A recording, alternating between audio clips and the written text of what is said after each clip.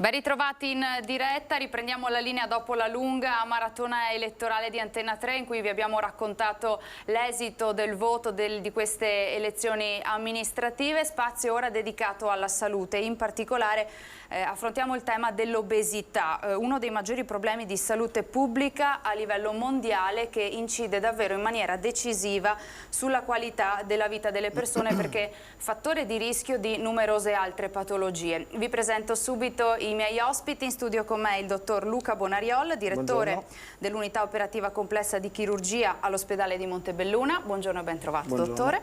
E do il benvenuto anche al dottor Giacomo Piatto, medico della stessa unità operativa complessa di chirurgia all'ospedale San Valentino di Montebelluna. Ricordo ai nostri telespettatori che siamo in diretta, dunque aspettiamo le vostre telefonate, domande, curiosità da porre ai medici in studio ed è lo 0422 1628 332. Allora, dottor Bonariol, partiamo da qui. L'obesità rappresenta davvero uno dei principali problemi di salute pubblica nel mondo. È corretto chiamarla malattia? È una malattia vera e propria? Sì, direi di sì. Vorrei fare una precisazione intanto e ringraziare per l'invito che ci avete fatto per poter parlare di questo argomento che è l'obesità per due ordini di motivi. Il primo perché la chirurgia dell'obesità viene fatta appunto presso il reparto di chirurgia di Montebelluna, che è un reparto di eccellenza, e viene affrontata questa problematica insieme alle altre problematiche ovviamente a cui facciamo fronte. Il secondo problema, come ha detto lei, è il fatto che l'obesità rappresenta un problema di salute pubblica e di costi sociali. Se pensiamo che per esempio negli Stati Uniti, dove il problema è particolarmente rilevante, nel 2008 c'erano 147 bilioni di dollari per la cura delle problematiche legate all'obesità. L'obesità infatti è un problema su scala mondiale, come ha detto, ci sono 600 milioni di obesi al mondo, un terzo della popolazione mondiale è obesa. Il problema è soprattutto negli Stati Uniti, dove il 35% degli adulti sopra i 18 anni risulta obeso, e in Italia ci andiamo dietro perché siamo al 12% della popolazione che risulta obesa. Poi il dottor Piatto mostrerà qualche dato più preciso di me. E abbiamo il 45% di giovani che sono in eccesso ponderale sopra i 18 anni. È una malattia in realtà, infatti noi non parliamo di obeso, parliamo di paziente obeso. Perché? Perché è una malattia, è una problematica che si tira dietro parecchi altri problemi che si chiamano comorbidità dal punto di vista cardiovascolare. Hanno infatti un rischio di mortalità che è 2-4 volte superiore rispetto alla popolazione omopeso. Sono pazienti che sono spesso ipertesi, che hanno soprattutto una sindrome metabolica. Sono pazienti che hanno problemi osteoarticolari, quindi si parla di osteocondrite, del ginocchio, coxoartrite, problemi dell'anca, problemi vertebrali e quant'altro. Ma soprattutto sono pazienti che hanno, per esempio, una cosa da non sottovalutare, un aumentato rischio di neoplasia. Infatti, sempre da casistiche degli Stati Uniti, il 14% dei decessi per tumore erano correlati all'obesità, esattamente. Che spesso non si pensa possa essere un fattore di rischio anche per lo sviluppo. In realtà lo è, il rischio è addirittura il 20% se rapportato al genere femminile. Quindi si tratta di una malattia, di una problematica diciamo seria, non tanto in se stessa quanto per i problemi che si tira dietro. Lei ha citato, mi scusi se la interrompo, gli Stati Uniti. Ci stiamo un po' avvicinando un po' a quel modello di obesità, di questa condizione insomma, che spesso in questi anni abbiamo sempre visto appunto riferita agli Stati Uniti. Credo che noi non raggiungiamo quei livelli, però diciamo abbiamo anche noi un tasso di incidenza di obesità che sta crescendo. Non raggiungiamo ancora le loro percentuali, però sicuramente insomma non siamo da meno, ecco.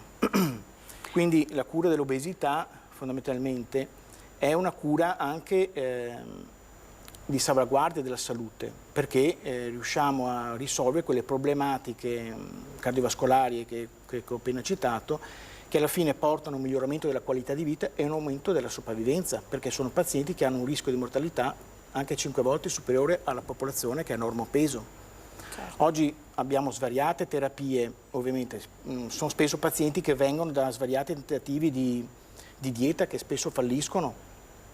La chirurgia bariatrica è a tutt'oggi la terapia a breve e a lungo termine che garantisce il risultato valutato in termini di riduzione del peso. Ecco, poi parleremo nello specifico anche proprio delle varie opzioni chirurgiche, perché ce ne sono molte, Certo. cercheremo di capire anche insomma quali vengono utilizzate. Dicevamo appunto che l'obesità è davvero un fattore di rischio fondamentale, no? Per sviluppare tante altre malattie, quindi Certo. dedicheremo una parte proprio alla prevenzione, forse è proprio da lì che bisogna partire. Certo. Certo, soprattutto un'educazione alimentare. Come ripeto, parlare di obesità non è solo, parliamo di una patologia cronica che non è solamente, non dobbiamo stigmatizzare in senso di iperalimentazione, di abuso alimentare e quant'altro. È una patologia che va vista a 360 gradi, ovviamente va prevenuta soprattutto attraverso una educazione che deve cominciare fin dai primi anni di vita.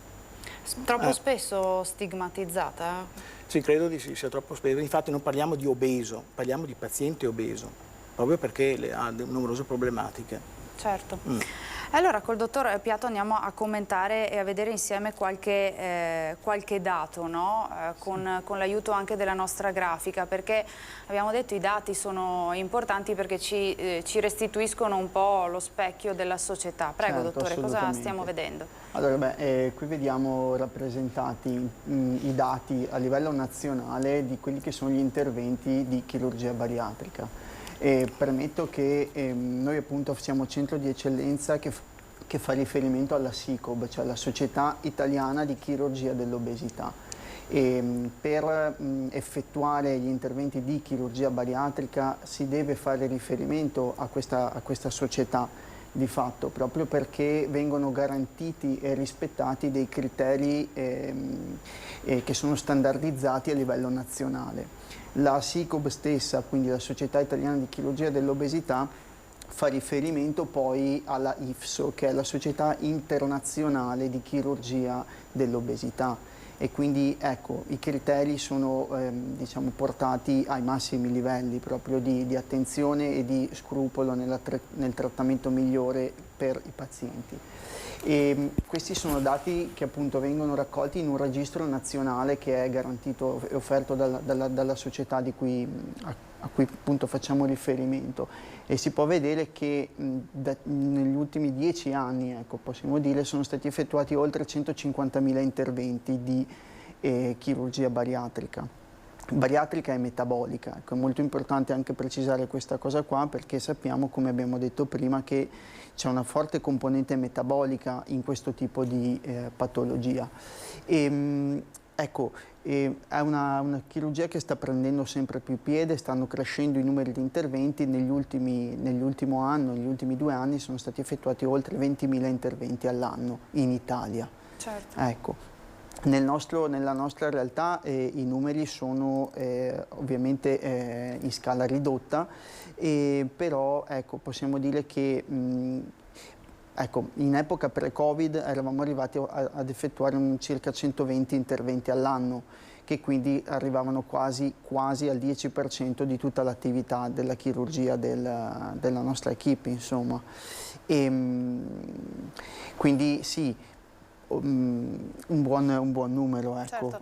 Stiamo vedendo anche la grafica relativa alla statistica, no, locale. Certo, assolutamente. Questi rispecchiano sia le casistiche globali per tutti i tipi di interventi chirurgici che sono stati effettuati, sia anche perché vediamo come è distribuito il rapporto fra maschi e femmine in termini di pazienti, perché una precisazione va fatta. C'è una relativa prevalenza nel maschio rispetto alla femmina nella patologia obesità, però le persone che poi vengono appunto operate presso il nostro centro e che si rivolgono appunto presso un centro di chirurgia bariatrica sono prevalentemente di sesso femminile. Quindi, se ho capito bene, c'è un'incidenza maggiore nell'obesità maschile, ma poi di fatto lievemente sono maggiore, più sì, le donne che sono più vengono, le donne che vengono... insomma, a sottoporsi all'intervento. Questo sì, questo è un dato che è registrato, insomma, è riportato, sì, assolutamente confermato,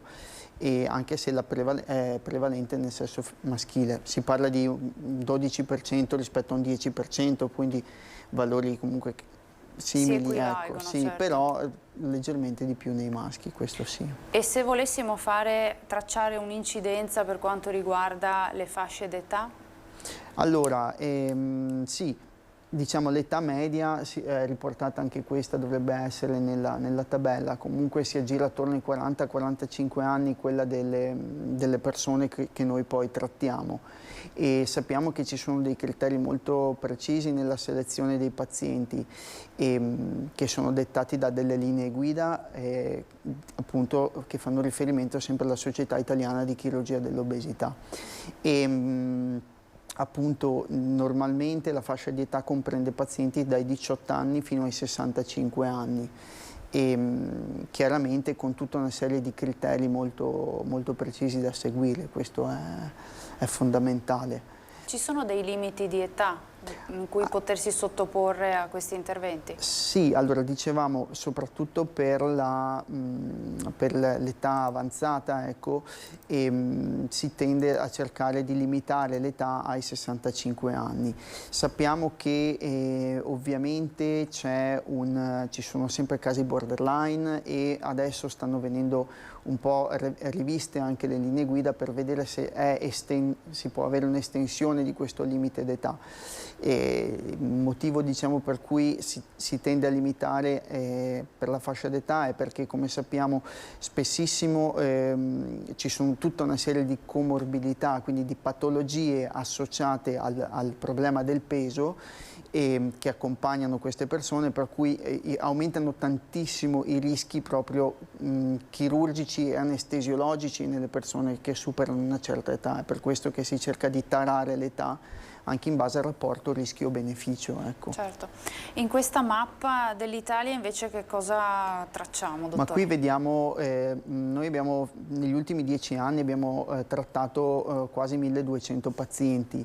Qui vediamo un po' la distribuzione, cioè la provenienza dei pazienti nel nostro centro, quindi questo fa riferimento solo alla chirurgia di Montebelluna. Ovviamente vediamo che la stragrande maggioranza dei pazienti viene da noi dal nord Italia, anche perché bisogna pensare che i centri riconosciuti in Italia dalla SICOB sono più di 101 precisamente ad oggi, insomma, quindi c'è una distribuzione abbastanza capillare dei centri che fanno chirurgia bariatrica e che quindi cercano di coprire proprio in tutto il territorio nazionale e di offrire alle persone affette da obesità un trattamento ai massimi livelli. Ecco. Certo, trattamento, dottor Bonariola, ai massimi livelli, spieghiamo perché il reparto di chirurgia dell'ospedale San Valentino è un centro di eccellenza nel trattamento dell'obesità, certo, riconosciuto e certificato, no? Uno dei pochi in Italia, tra l'altro, ad avere questa certificazione importante. Adesso sta in corso l'accreditamento che sarà tra breve, siamo riconosciuti come centro di eccellenza e riusciamo a fare 100-120 pazienti all'anno, ovviamente. E in tutto questo non c'è solo il lavoro del chirurgo o dei chirurghi, dell'equipe, ma c'è anche un team multidisciplinare, ovviamente, che coinvolge gli infermieri, un gruppo di infermieri molto bravo, il gruppo di specialisti che ci opera dentro, tra cui il nutrizionista, lo psicologo, il diabetologo, insomma. Certo, quindi è uno sforzo comune, perché è un paziente che comunque ti rimane agganciato poi per tutta la vita, anche per il proseguo, non finisce. Il nostro rapporto con il paziente non si limita solamente al preoperatorio o all'intervento chirurgico, ma è un cammino che continua anche dopo. Certo. Abbiamo una prima telefonata in studio. Pronto, buongiorno, chi c'è in linea con noi? Sono la signora Ilaria. Buongiorno, buongiorno Ilaria, prego. Buongiorno. Io ho avuto modo di sperimentare questo tipo di chirurgia. Durante il periodo Covid ho preso consapevolezza di essere diventato un paziente obeso. Ho fatto un primo intervento a Milano dove ho cominciato col primo intervento, quello basilare, con l'introduzione del palloncino intragastrico. Era una prima prova che mi ha fatto prendere consapevolezza con quella che era la patologia. L'ho mantenuto per un anno, avevo avuto un discreto, risultato che però non mi aveva reso consapevole fino in fondo della patologia che avevo. Quando l'ho tolto avevo recuperato quello che avevo perso. Ho avuto modo di conoscere da vicino, e ringrazio tutta l'equipe della chirurgia di Montebelluna, perché mi hanno preso in carico, mi hanno seguito sin dai primi passi, quindi mi hanno fatto fare tutti gli accertamenti e vedere se ero idonea a un vero e proprio intervento chirurgico. L'ho effettuato il 2 di novembre del 2021, sono stata seguita prima durante il ricovero e adesso con i vari follow-up, e per me è stato un intervento, non posso dire ancora risolutivo perché non sono passati 5 anni, perché mi sto dando comunque del tempo, ma sono soddisfatta perché oggi non mi considero più una paziente obesa, e posso dire che il risultato è evidente, perché le persone che mi conoscevano prima fanno fatica a riconoscermi oggi. Sono una persona completamente diversa, ma anche psicologicamente mi ha aiutato tanto, mi ha supportato anche il post ricovero. Grazie Ilaria, grazie per aver condiviso questa sua esperienza importante di vita con noi, no? Queste testimonianze, dottore. Sì, sono assolutamente importanti ed è una soddisfazione che per noi ovviamente è un ritorno per il lavoro che facciamo ogni giorno. Certo. Dottor Piatto, riparto da lei perché vorrei capire com'è strutturato l'ambulatorio bariatrico, si chiama così, Sì. e come avviene l'accesso dei pazienti all'ambulatorio. Allora, l'ambulatorio è un ambulatorio chirurgico a tutti gli effetti, dove si effettuano delle visite specialistiche appunto di chirurgia bariatrica. Tipicamente il paziente che afferisce a effettuare quella che è la prima visita chirurgica bariatrica afferisce per un proprio desiderio, ecco, quindi parla con il suo curante, di solito esprime questo suo desiderio, magari è venuto a conoscenza dell'esistenza della terapia chirurgica per l'obesità patologica, e afferisce quindi al nostro ambulatorio con un'impegnativa per visita chirurgica per obesità effettuata dal curante. Ecco. E chiaramente la prima cosa che si fa è sempre un colloquio con la persona che entra nel nostro ambulatorio, che appunto è affetta da obesità.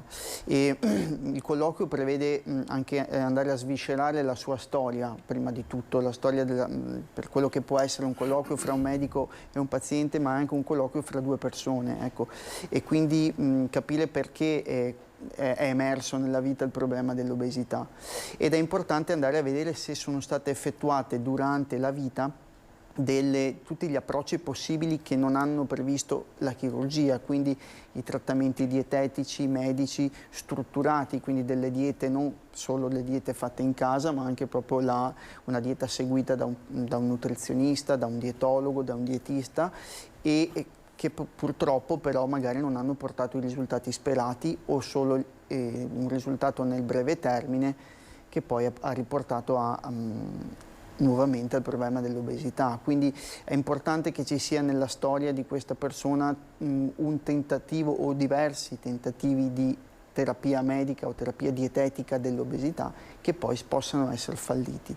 Quindi questa è una condizione, diciamo, senza la quale non viene proposta l'intervento chirurgico. Prima ecco. di ascoltare la prossima telefonata le chiedo questo: è un problema che molto spesso il paziente vi riferisce che è emerso nel corso della sua vita, magari anche in età adulta, o è un problema che si porta dietro da giovane, da molto giovane? Allora, possiamo dire che possono presentarsi entrambe le situazioni, nel senso che c'è la persona che dice che fin da bambino, proprio in età pediatrica, ha avuto un problema di obesità, e magari qui dietro ci può essere anche un problema di familiarità, intesa come anche altri familiari, quindi genitori magari che soffrivano di obesità. Però può anche esserci la persona che è stata normopeso per magari metà della sua vita o fino ai 20 anni, ai 30 anni, e poi qualche evento scatenante può aver slatentizzato la patologia dell'obesità. Certo. Quindi sì.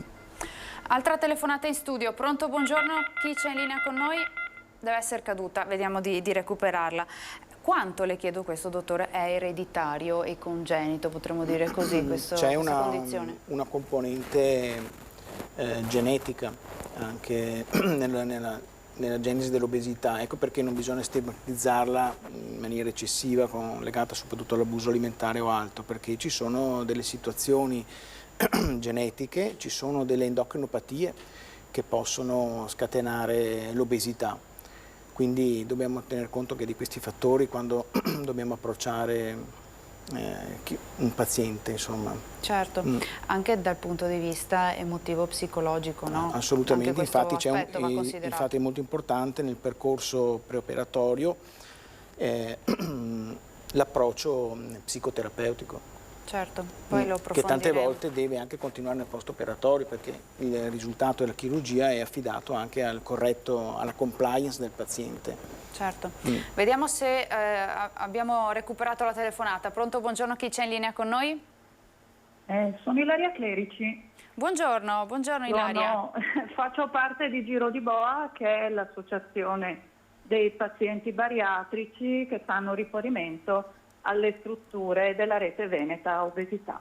Ci fa molto piacere la sua telefonata, Ilaria, prego.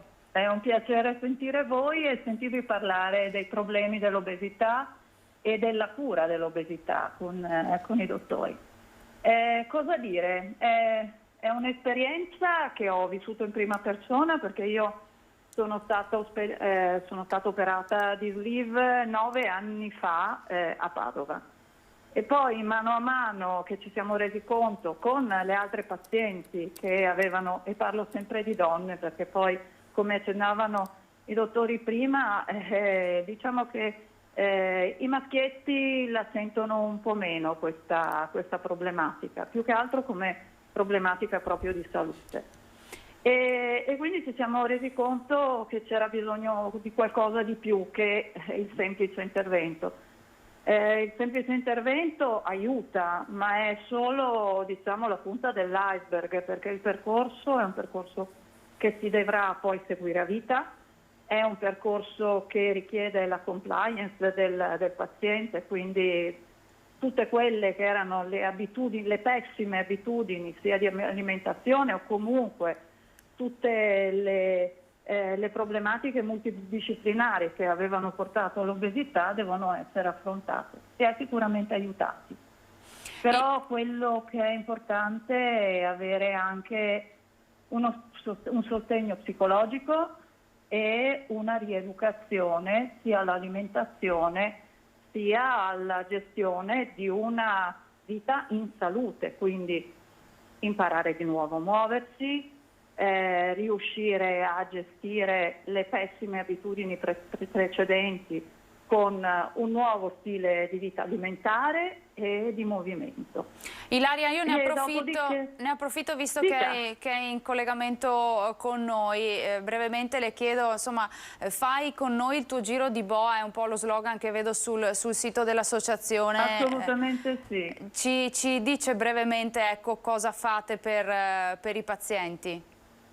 Allora, ringraziamo già da subito l'ospedale di Montebelluna che ci ha ospitato per i gruppi di mutuo aiuto per un bel po' di tempo prima purtroppo del Covid. Lì con il Covid tutte le attività in presenza si sono bloccate, anche nella parte di confronto tra i pazienti sia in fase preoperatoria che post-operatoria. Uno, sapere che cosa succede prima, qual è il percorso, è un percorso non con la bacchetta magica, ma nel senso che ci sono dei tempi non brevissimi di attesa dell'intervento, ma che sono essenziali per prepararsi a quello che sarà il cambiamento. E poi ci sono tutte poi le fasi successive, uno nel rieducarsi a un nuovo stile di vita e nell'imparare a riconoscersi, perché bisogna poi mettere, come diceva l'Ilaria precedente, rimettere in comunicazione il corpo che cambia, lo stile di vita e l'anima che tendenzialmente rimarrebbe alle abitudini precedenti. Quindi è proprio un percorso importante. I dottori lo sanno, a me piacerebbe tanto che queste parole riuscissero a raggiungere i medici di famiglia, i medici di base, che molto spesso si trovano con patologie che abbiamo anche già sentito, quali l'ipertensione, essere borderline col diabete, problemi circolatori, tutto quello che viene appresso e che costa allo Stato, perché un paziente diabetico costa tanti soldi alla sanità pubblica e che si riesce a modificare nell'approccio alla salute attraverso un sistema multidisciplinare che è quello che il dottor Bonariò diceva. Certamente, ottima osservazione. Grazie Ilaria, grazie per questa telefonata, questa sua testimonianza e grazie anche per il supporto fondamentale che date con la vostra associazione. Grazie. Grazie a voi, buon lavoro. Grazie, buona giornata. Riparto da lei, dottor Piatto. Sì. Vorrei capire quando si opta per l'intervento chirurgico, cioè qual è il paziente ideale, insomma, per sottoporsi alla chirurgia bariatrica? Certo, allora come dicevamo prima ci sono dei criteri molto precisi e molto ben definiti e sono criteri che vengono condivisi a livello nazionale e a livello internazionale. Per questo, come dicevamo, si fa riferimento alla Società Italiana di Chirurgia dell'Obesità e alla Società Internazionale di Chirurgia dell'Obesità. E la condizione che abbiamo detto prima va sempre, rientra fra i criteri fondamentali, quella della storia di tentativi dietetici strutturati falliti. Chiaramente poi ci sono degli indici quelli cosiddetti antropometrici, cioè le misure della persona, inteso come il rapporto fra il peso e altezza, quello che si chiama BMI, Body Mass Index o indice di massa corporea, dove appunto si suddividono le varie classi di obesità, l'obesità di prima classe o primo grado, secondo grado e terzo grado, a seconda di questo valore che è dato dall'indice di massa corporea. E tradizionalmente, classicamente e diciamo da linee guida, ecco, la persona che può essere operata di chirurgia dell'obesità è quella che ha un indice di massa corporea superiore a 40 senza che ci siano altre comorbidità, o la persona affetta da obesità di secondo grado, quindi con un indice di massa corporea compreso fra i 35 e i 40, che ha delle comorbidità associate che possono essere l'ipertensione, possono essere il diabete o altre cose. E sul diabete poi si può fare una precisazione, nel senso che si sta cercando e le linee guida stanno portando a un'estensione per l'indicazione alla chirurgia dell'obesità, intesa anche, come abbiamo detto all'inizio, una chirurgia metabolica, quindi proprio per trattare i problemi del metabolismo, quindi nello specifico nel diabete anche l'obesità di primo grado con un diabete conclamato che non risponde o che risponde poco alle terapie può essere un'indicazione alla chirurgia dell'obesità intesa come chirurgia metabolica. Certo. Ecco, quindi sì. Altra telefonata in studio, pronto, buongiorno, chi c'è in linea con noi? Buongiorno dottoressa, lei e i suoi ospiti. Buongiorno. Sono Sebastiano da Abano. Buongiorno Sebastiano, prego. Io ero la bellezza di 65 kg, purtroppo adesso sono 145 kg, però da 10 giorni ho perso per fortuna 7 kg, quindi sono 138 kg. Perché io, guardi, sono uno che non beve alcolici, non fuma, non prende caffè, non faccio uso di droghe, nulla. Soltanto il mio vizio era soltanto di bere parecchia Coca-Cola, anche 2-3 bottiglie al giorno. Era l'unico vizio che avevo. Per me era una droga. Quindi da 10 giorni che ho smesso, soltanto non bevendo più Coca-Cola e non mangiando più porcherie, ho preso 7 kg. Volevo fare una domanda ai suoi ospiti. Prego, Sebastiano. Io sto facendo una dieta naturalmente fai da te, cioè mangio soltanto colazione, pranzo e cena, mentre prima mangiavo 24 ore su 24. E volevo sapere se io riesco a perdere tanti chili, la pelle è quella eccessiva, bisogna fare un intervento dopo o no? Perché naturalmente se sono uno di 145 kg, cioè 138 ora, se arrivo che so a 80 kg e la pelle in più, bisogna fare un intervento oppure no? Solo quello. La ringrazio dottoressa e buongiorno. Grazie Sebastiano. Rispondiamo. Intanto io farei una precisazione sulla dieta fai da te. Sì, allora Dottore. innanzitutto le diete fai da te sono da proscrivere ovviamente perché devono essere seguite da un personale specialistico che sa monitorare ovviamente anche l'effetto della dieta. Oggi ci sono svariati tentativi di dieta che possiamo prendere anche da internet e sono le cose più sbagliate, perché la cosa migliore è affidarsi a un nutrizionista che ti possa indirizzare in base anche alle tue esigenze, alle esigenze del tuo organismo soprattutto. Certo, e questo era fondamentale da dire, no? Proprio perché una dieta fai da te sbagliata può creare molti più problemi di quanti tante volte i pazienti poi possono anche essere ingannati, quindi anche spendere soldi inutilmente su diete che poi magari nuociono all'organismo anziché trarne beneficio ovviamente. Certo.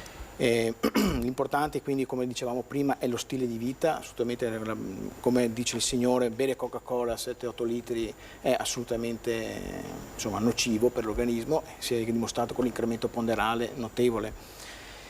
E quindi la domanda sua è che se riesce a perdere peso, il problema è che il peso va stabilizzato, nel senso che è molto probabile che il Signore possa ricadere, diciamo, e riacquisire i suoi disturbi, il suo peso. Certo. Quindi l'intervento che in genere si può proporre, e lo facciamo magari ai pazienti che sono stati operati e che quindi hanno poi stabilizzato il loro peso, si può fare un intervento che in genere sia di pertinenza del chirurgo plastico, che è l'addominoplastica, ed è un intervento dove praticamente viene rimodellato l'addome, viene tolto sia il grasso che la cute in esubero. Però mi sembra di capire che prima di arrivare a quel punto ci sono altri step. Sì, esattamente. Okay. Altra telefonata in studio, pronto, buongiorno, chi c'è in linea con noi? Sì, buongiorno, sono Anna da Padova. Buongiorno Anna, prego. Allora, intanto ringrazio voi e i medici presenti perché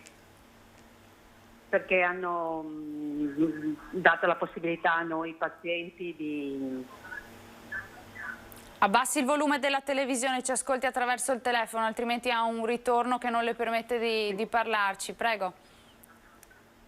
Ah, ecco, ci siamo, giusto. Niente.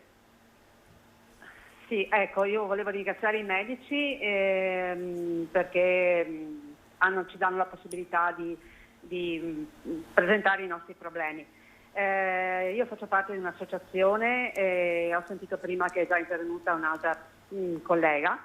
Diciamo che il problema principale che abbiamo notato noi in alcuni pazienti, io ho seguito per diversi anni il gruppo di mutuo aiuto di Montebelluna, è il fatto che purtroppo con il discorso Covid c'è stato un rallentamento. E nel rallentamento delle attività alcuni pazienti si sono lasciati andare. Purtroppo lo sa benissimo il dottor Bonariol che tanti si sono lasciati andare. Ora alcuni di questi, diciamo che Montebelluna ha la fortuna di appoggiare i propri pazienti in Trentino, dove c'è una struttura a Rovereto che li aiuta psicologicamente prima dell'intervento. Padova purtroppo non l'abbiamo, però questo supporto psicologico che c'è appunto pre-intervento, io chiedo al dottor Bonariol se è magari previsto, se non adesso, in un futuro, spero prossimo, di un aiuto psicologico anche post-intervento, perché è molto molto importante il post, perché la persona, il paziente in sé, dimagrisce ma non si riconosce. Cioè, proprio è una difficoltà molto molto forte. Anche questa è un'ottima osservazione. Grazie Anna per la sua telefonata. Prego, ecco, dottore. rispondo subito alla signora, grazie per lo spunto. Ecco, io volevo dire appunto che noi stiamo organizzando bene anche ulteriormente la chirurgia bariatrica presso Montebelluna, perché stiamo innanzitutto cercando di tenere i pazienti qui nella nostra regione senza mandarli fuori, anche per fare gli accertamenti di primo livello che riguardano appunto lo studio preoperatorio di questi pazienti, dalla visita pneumologica, dall'ecografia, perché gli specialisti qui in Veneto ci sono molto bravi, sono bravi anche a Montebelluna, per cui non vedo la ragione che i pazienti debbano essere ancora mandati in Trentino Alto Adige, onestamente. Quindi noi ci stiamo sforzando per tenere i pazienti qui, per dargli un supporto psicologico sia prima e che dopo, ed è uno dei nostri obiettivi. Certo. Faccio concludere a lei, dottor Piatto, no? Abbiamo sentito gli effetti anche negativi, no, del Covid, che hanno un po'... però le associazioni hanno fatto la loro parte, insomma, sono un tassello prezioso. Assolutamente, sì, assolutamente. E noi siamo immensamente grati alle associazioni che sono presenti e hanno un fortissimo potere di aggregazione fra persone che condividono un percorso che è poi un percorso che dura tutta la vita. Perché qual è il follow-up di questi pazienti? Allora, idealmente è un follow-up che dura tutta la vita, nel senso che i controlli dopo un intervento chirurgico, i primi 2 anni sono molto, molto serrati, perché sono quelli di stabilizzazione, ecco, degli esiti dell'intervento, ma dopo passati 2 anni i pazienti vengono comunque seguiti e visti almeno una volta all'anno. Dico almeno perché appunto le persone che seguiamo lo sanno, quando c'è bisogno di attivare un altro controllo si cerca di farlo nei tempi più stretti possibili, a seconda dell'emergenza o delle necessità che manifestano, insomma. Certo. Ecco, quindi, però è un follow-up che dura tutta la vita, questo sì. Allora, noi ci fermiamo per una breve pausa di pubblicità. Io saluto e ringrazio il dottor Giacomo Piatto, medico dell'unità operativa complessa di chirurgia dell'ospedale di Montebelluna. Ci fermiamo per la pubblicità, poi parleremo proprio delle varie tecniche e tipologie di interventi chirurgici insieme al dottor Lunardi. A tra poco.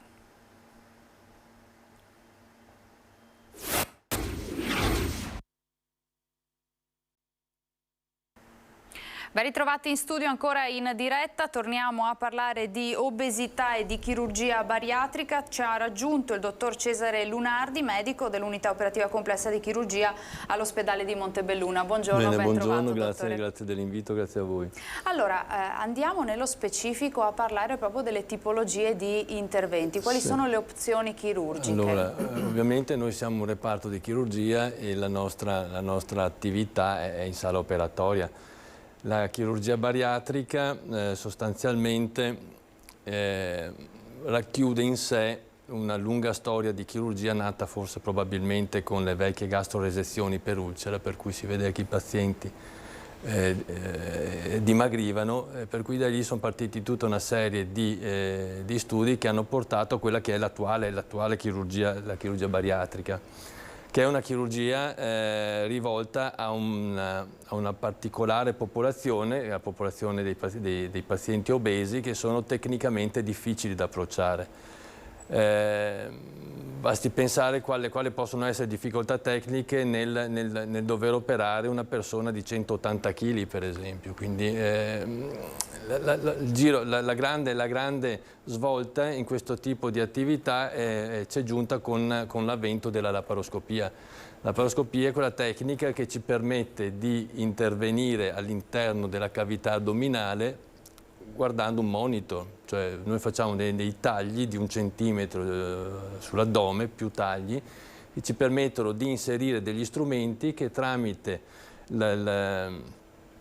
un monitor possiamo fare tutto ciò che facciamo ad addome aperto, insomma. Allora, le tecniche sono molte. Partiamo dalla prima immagine che ci permette un po' di fare un ripasso, diciamo così, di anatomia. Questo è uno schemino di come è fatto un addome. Partiamo dalla bocca che non vediamo, c'è l'esofago, lo stomaco che è il primo target a cui noi andiamo a puntare nella nostra chirurgia. Dallo stomaco parte il piccolo intestino, dopo il duodeno, il quale sbocca nel colon e poi il bollo alimentare un po' alla volta viene processato fino a diventare materiale fecale. Quindi la chirurgia bariatrica sostanzialmente consta di 3 grosse tipologie di interventi. Sono quelli che hanno come obiettivo la restrizione dello stomaco, cioè da uno stomaco grande ne recuperiamo uno piccolino.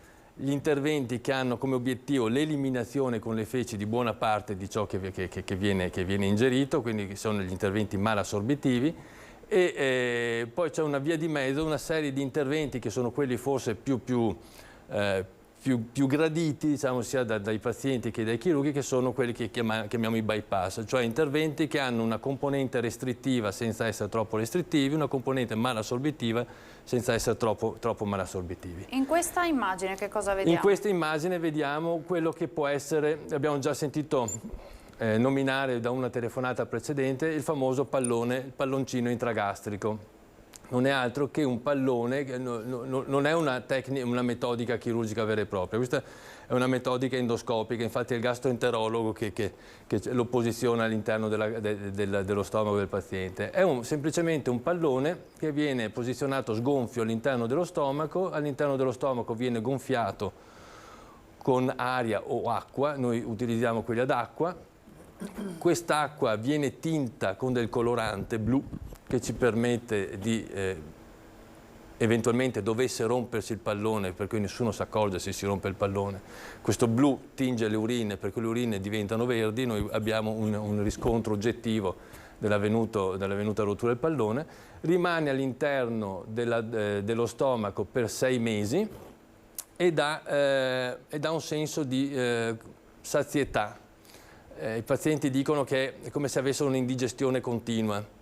Lo stomaco fa fatica ad accettare questo pallone, cerca sempre di farlo progredire nella sua fase, quella che doveva essere la fase digestiva. Ma il pallone rimane nello stomaco e occupa spazio, cioè praticamente è una componente, parte dal presupposto della restrizione, dell'occupazione di spazio dello stomaco, per cui c'è spazio occupato, meno spazio per il cibo. Quindi sentendoci più sazi si mangia meno, no? Si mangia meno. Allora, quando sostanzialmente lo utilizziamo? Una volta si utilizzava abbastanza frequentemente anche per i pazienti non chirurgici, dal senso di vista non così obesi da essere candidati alla chirurgia. Attualmente preferiamo utilizzarlo come ponte per i pazienti molto obesi, molto grossi, con un rischio operatorio elevato.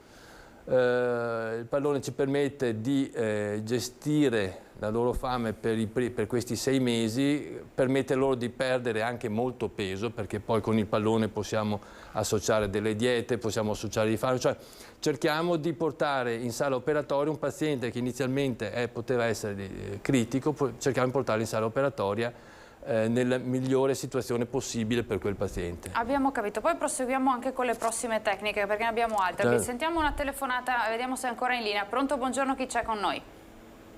Buongiorno a tutti, sono Tiziana da Treviso. Buongiorno Tiziana. Ci tenevo, nonostante poco tempo, di dare la mia, il mio contributo. Prego. Volevo fare questa semplice considerazione, non semplice ma veloce, che spesso l'obesità, a mio avviso, viene guardata come una malattia estetica o di chi il paziente non si impegna abbastanza e non dimostra forza di volontà, ma spesso succede che la fame è anche una fame non dovuta dal bisogno di introdurre gli alimenti, ma sappiamo bene che è una fame emotiva tante volte, chiamata anche fame d'amore. E allora vorrei che, mi sembra fosse stato già detto e sottolineato, che spesso i medici di base che vedono più frequentemente i pazienti non sono tante volte non hanno questa cultura, questa delicatezza di aiutare chi è in sovrappeso o è obeso nel giusto modo di affrontare questa patologia. E io vi ringrazio per questa trasmissione molto molto interessante, anche se ho fatto un po' le corse, ma ci tenevo di dare il mio piccolo contributo. Grazie Tiziana, no, anche per questa sua osservazione. Torna un po' a quello che dicevamo prima, no? Lo stigma, certo. no? Il paziente non si Sì, impegna. il paziente obeso è purtroppo stigmatizzato. I luoghi comuni. È vittima di luoghi comuni, lo sarà, diciamo, per molto tempo. L'obiettivo di essere qui è anche proprio di sfatare questa stigmatizzazione negativa, ovviamente, e a sottolineare due cose. La prima, che effettivamente l'obeso ha anche delle problematiche psicologiche, perché è un paziente che ha difficoltà a muoversi, ha difficoltà ad andare al lavoro, certo. ha difficoltà a guardarsi allo specchio, quindi questo può incrementare uno stato depressivo o scatenare uno stato depressivo, una sottostima, certo. Che anziché migliorare lo porta addirittura ad aggravare. Il secondo spunto è quello che appunto è importantissimo il supporto psicologico prima e anche dopo. Chiaro. Okay. E il terzo spunto che colgo sempre grazie a questa telefonata è che noi abbiamo intenzione di sensibilizzare la medicina di base, perché organizzeremo verso autunno un incontro che riguarda tutta la medicina di base di Treviso, proprio per sensibilizzare di fronte a questo problema. Certo, importantissimo, no? Questo, perché è un aspetto che però vedo che credo ci sia anche sempre una maggiore sensibilità, no? Si pensa appunto che sia un paziente che non si impegna, i luoghi comuni, I luoghi no? Come comuni, adesso mi sembra, non so, quante volte abbiamo sentito nei campi di concentramento non c'era nessuno obeso. Cioè è la più grande cattiveria che noi possiamo dire a una persona che ha questa malattia, perché l'obesità è una malattia. Certo.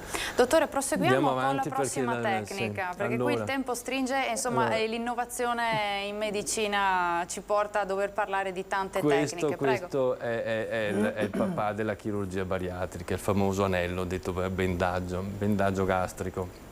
È semplicemente un anello di silicone gonfiabile che viene posizionato al passaggio tra esofago e stomaco e collegato con un tubicino a un sistema a valvola che rimane sotto pelle, quindi da fuori non vediamo nulla. Attraverso quel sistema a valvola noi in ambulatorio, in sterilità, possiamo stringere o allargare questo anello in base alle necessità. Il cibo passa troppo velocemente, lo stringiamo un pochino fino a raggiungere il giusto equilibrio. Per quali pazienti si utilizza? Allora, questo inizialmente aveva una diffusione enorme, perché ha delle caratteristiche a suo vantaggio che sono impagabili, nel senso che non si tocca nulla dell'anatomia umana, perché qui in questo intervento è perfettamente reversibile, richiede una degenza molto breve ed è facilmente applicabile, quindi veniva proposto a tutti. Attualmente tanti ne abbiamo messi, tanti ne stanno togliendo. L'indicazione nostra è quella, riguarda soprattutto le persone giovani, la fascia bassa dell'età dei nostri pazienti. Garantiamo un ottimo device, un ottimo supporto, esponendoli al minimo rischio possibile.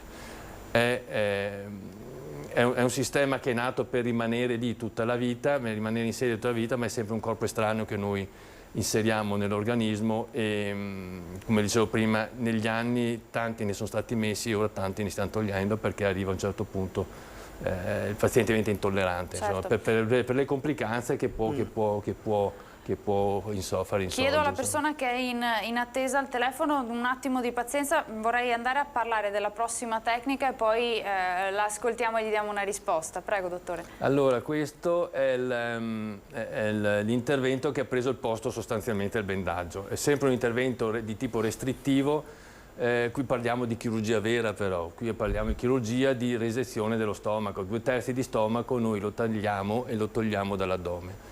Quel che rimane è un tubulo gastrico del volume di circa 80-100 ml, che è il nuovo stomaco, cioè il sacco che riceverà il cibo d'ora in poi per quel paziente. E per quale paziente si fa questa Questo tecnica? è un intervento di tipo restrittivo, lo si può proporre a tutti i pazienti con alcune considerazioni. È nato come un intervento, primo tempo di un intervento un po' più complesso, che prevedeva anche un'azione chirurgica sull'intestino. Poi si è visto che tutto sommato poteva avere una dignità a sé stante, perché i risultati erano ottimi. Con questo intervento abbiamo una duplice meccanismo d'azione, cioè il calo ponderale si ottiene sia perché è di tipo restrittivo, però poi togliendo quella parte di stomaco che è nella parte alta dell'addome, si tolgono anche quelle ghiandole che secretano un ormone che va al cervello e stimola l'appetito, per cui si perde peso perché si mangia poco, e si mangia poco perché ci sta poco e perché si ha poca fame. E questa è è stato la chiave del successo di questo intervento, che è mondiale, insomma, è uno degli interventi più eseguiti al mondo. Pronto, buongiorno, chi c'è in linea? Grazie per essere ancora con noi, se è con noi, e ci scusiamo per l'attesa. Buongiorno. Buongiorno, salve. Buongiorno, prego. Sente? Sono Franco da Treviso, mi scusi. Prego, Franco. Io sono alto 1,89 m e peso all'incirca purtroppo ho 321 kg. E secondo il parere dei medici io potrei fare un intervento di questo genere, oppure... Pronto, mi sentite? Sì, la sentiamo. Bene, sì. Prego. Oppure mi è stato anche consigliato di usare quel prodotto che praticamente... Adesso è molto di moda, che usano anche molto in America, che brucia praticamente i grassi. Non so se adesso non mi ricordo il nome. Grazie Franco, vediamo di fare un po' di chiarezza, dottor Lunardi. Allora, prego. diciamo, probabilmente i parametri che lei ci ha esposto lo candiderebbero anche a un intervento chirurgico, però l'approccio non è puramente matematico. È un approccio che prende in considerazione tutta la persona, non solo i suoi parametri antropometrici. Quindi se lei ritiene, se dentro di sé lei ritiene di avere questa esigenza, la cosa più semplice da fare è andare in un ambulatorio di chirurgia bariatrica, farsi valutare dal chirurgo bariatrico, che le darà sicuramente le indicazioni esatte per quello che potrebbe essere il suo percorso da fare. Certo. Non tutti i pazienti obesi sono candidabili a chirurgia bariatrica, non sono i numeri che ci portano in sala operatoria. Certo. È un percorso che dura mesi e le dico, l'intervento chirurgico lo possiamo anche decidere il giorno prima dell'intervento. Ma insomma è un percorso che va valutato complesso, insieme. È un percorso complesso, certo. che va valutato non solo dal chirurgo. Chiaro. Il chirurgo fa parte del team, ma non è da solo. Il paziente non ci ha detto l'età, tra l'altro. L'età è un parametro da non sottovalutare, insomma sono tante le cose da prendere in considerazione. Certo. Passiamo alla prossima tecnica che possiamo raccontare, dottore. Allora, qui entriamo nel mondo dei bypass. Forse i più conosciuti come tecnica? Sì, più conosciuti. Questa è una tecnica, questo in particolare è una tecnica abbastanza recente, però diciamo la filosofia di base è sempre quella. Componente restrittiva sullo stomaco, da uno stomaco grande ne recuperiamo uno piccolino, poi andiamo ad agire anche sull'intestino per creare quella componente malassorbitiva, cioè parte dell'intestino viene escluso, non viene tagliato nulla, ma viene escluso dal suo processo, dalla sua funzione di assorbimento e viene mantenuto solo per il transito di quelli che sono gli enzimi deputati alla digestione. Quindi è un po' difficile qui. Diciamo in questa immagine noi vediamo un pezzo di intestino che viene attaccato chirurgicamente a un pezzo di stomaco che è stato isolato dal resto dello stomaco. Cosa significa? Che il cibo in quello stomaco ce ne starà pochino, poi dal punto di ancoraggio dell'intestino allo stomaco, diciamo, vengono esclusi circa 180 cm di intestino, che saranno solo a veicolare la bile, prodotto dal fegato, gli enzimi pancreatici prodotti dal pancreas e i succhi gastrici dello stomaco diviso, che però rimane nella sua posizione e continua a svolgere il suo ruolo. Quindi diciamo che il tratto comune, cioè il tratto compreso tra lo stomaco e il colon, cioè quello che è deputato alla fine all'elaborazione del nostro cibo, viene ridotto di 1,80 m senza togliere assolutamente nulla.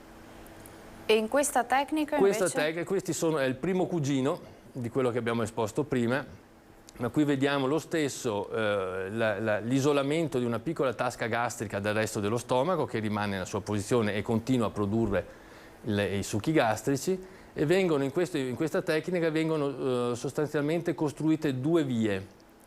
Una via alimentare, che è quella direttamente connessa all'esofago, bocca, esofago, piccolo stomaco che raccoglie il cibo e poi parte con l'ansa intestinale.